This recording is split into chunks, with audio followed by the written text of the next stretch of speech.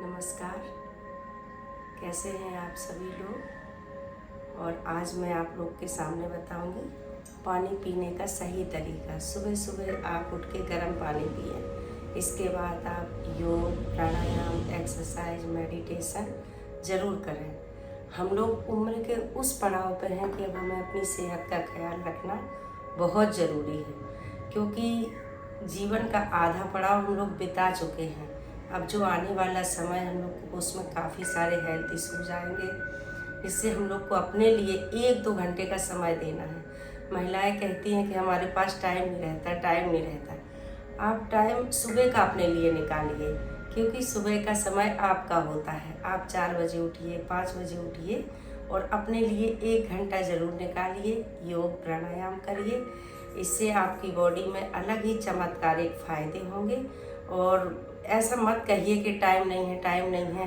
आजकल के देखिए 50% लोगों के घुटने खराब हो रहे हैं। किसी का बीपी, शुगर, मुझे भी है, बीपी की प्रॉब्लम मुझे भी है। इसीलिए मैं अब अपने ऊपर ध्यान देती हूँ। पहले मैं देर तक सोती रहती थी और बोलती थी समय नहीं है। समय ये है आपका। जल्दी उठिए, सब सो रहे हैं, कोई डिस्टर्ब करने वाला नहीं है और आप अपने लिए समय ज़रूर निकालिए। सबसे पहले तो उठने से पहले आप अपनी हथेली को देखें, और हथेली को ऐसे करने से आपकी सारी नसें जागृत हो जाएंगी। आपको ऐसे ऐसे करके नहीं उठना है सो के, एकदम इनर्जेटिक तरीके से उठिए। और जैसे ही आप ऐसे हथेलियों को रब करेंगे और ऐसे रखेंगे, सारे शरीर आपका जाग जाएगा। आपकी सारी नसें जो हैं जागृत हो जाएंगी। तो उठने के बाद सबसे पहला आपका एक्टिव होने का तरीका यही है कि हथेलियों को रब करें अच्छे से। थोड़ा सा फ्रेश करके एकदम पानी पी के थोड़ा सा गहरी लंबी सांसें लीजिए। आपको बहुत सुकून मिलेगा, बहुत आपको लगेगा आप अपने लिए जी रही हैं। और फिर ये गर्म पानी है। जो लोग उकड़ू बैठ सकते हैं वो उकड़ू बैठे और ऐसे सिप सिप करके पानी पिए।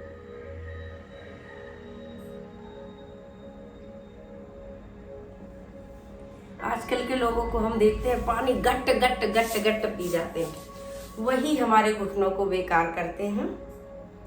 पानी चाट के पीना चाहिए। जानवरों को देखिए, कभी ऐसे पीते हैं क्या एकदम हौंक के पानी, एकदम चाट के पीते हैं। चिड़ियों को देखिए, क्या उनको बात पित्त कभी प्रॉब्लम होती है। गाय को देख लीजिए, आराम से चाट के पीते ही है पानी। और हम लोग बुद्धिजीवी नागरिक होने के बावजूद इतनी गलतियां करते हैं, वहीं से हमारी सेहत खराब होती है। तो पानी को हमेशा सिप करके मुंह में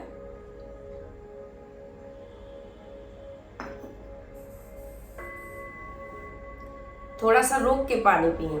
जब हम पानी रोकते हैं तो ये लार भी हमारे पानी में अब्जॉर्ब मिल्ट हो जाती है।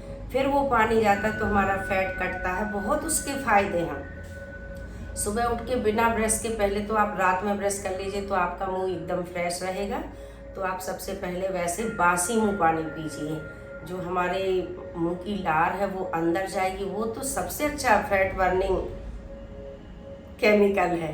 तो ऐसे आप पानी पीजिए। सेकंड, आप योग, एक्सरसाइज, मेडिटेशन ज़रूर करें।